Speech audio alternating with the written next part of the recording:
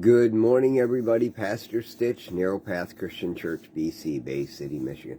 Welcome to the Biker Devotional. This morning, reading in Proverbs 19, because it's July 19th, right?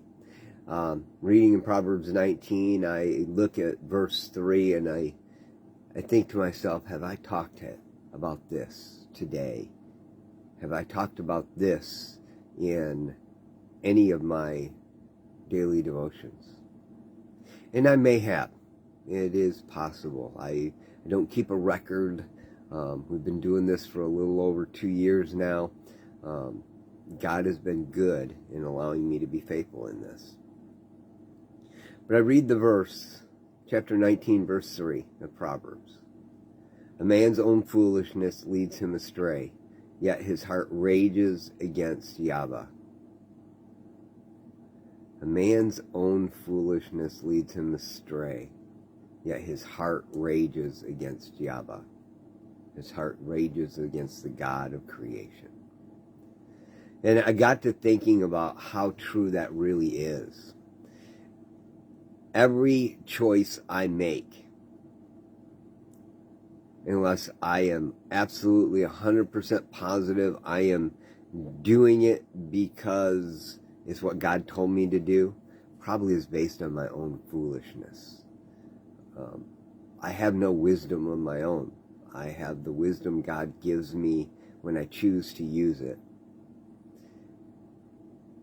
And the verse says, a man's own foolishness leads him astray. I make choices. I go down paths, and it leads me off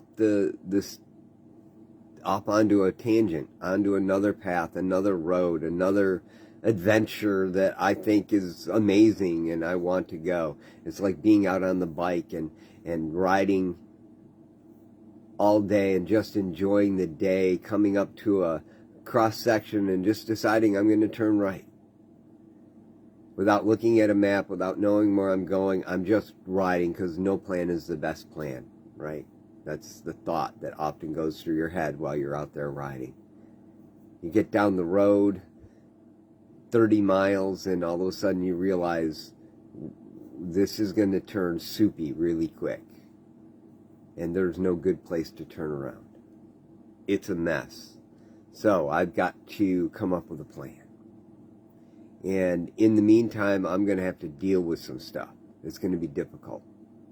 I've had those occasions where I've had to duck walk the bike, forward and backwards, and then taking every bit of energy I got in me to get the bike turned around so I can get back to pavement and drive the 30 miles back to the intersection and go the direction I knew I should have gone. It was an adventure. It was fun. Could have been really dangerous.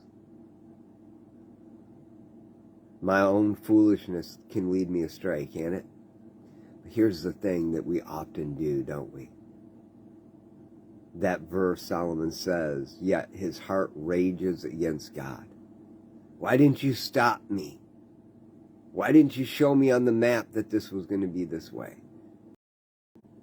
Why is my life falling apart right now? Why didn't you protect me? You could have prevented me from doing this.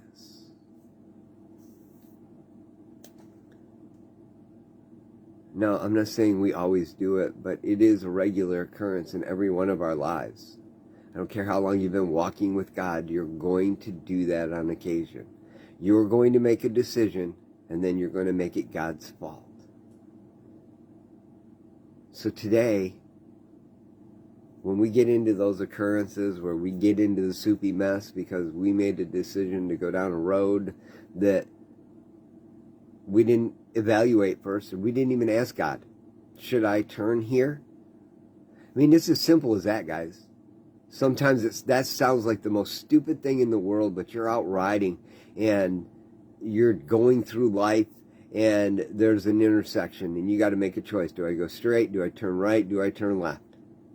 Or do I turn around? It could be as simple as saying, God, what would you like me to do? See, we make choices all the time without taking that opportunity to ask God. But when we don't ask and we make a decision based on our best experience, we can't get mad at God for it. Now, don't get me wrong, I get frustrated and I yell at God because of decisions I've made. I'm grateful for the fact that today His Spirit will remind me that, Jay, you didn't ask me, so how can it be my fault?